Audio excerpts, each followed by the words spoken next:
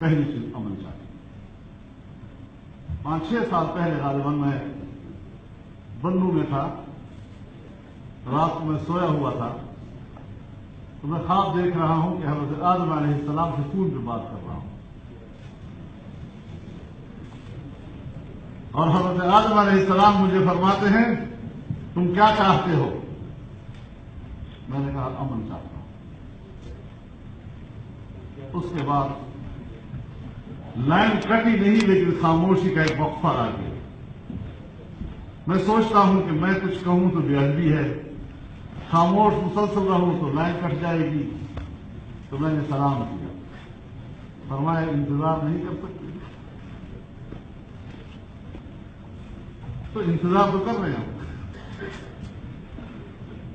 ابا نے کہہ دیا انتظار کرو، تو اس انتظار کو سامنے رکھتے ہوئے ہمیں آگے بڑھنا ہے، اتفاق رائے سے بڑھنا ہے۔ ہماری ایک اندر کی روح جو ہے وہ امن مانگتی ہے۔ اسی لیے جب ریاست نے امن کے قیام کے لیے فوج کو میدان میں اتارا، اداروں کو میدان میں اتارا، ہمیں سپورٹ کیا، ہم امن چاہتے ہیں۔ حکمت عملی اس طرح سے رائے ہو سکتا ہے، لیکن ریاست مقدم ہے۔ جب اس نے فیصلہ کیا ہم نے طے لیا۔ لہذا علماء کرام اس بات پر بھی غور کریں کہ ریاست کی اپنی شرعی حیثیت کیا ہے۔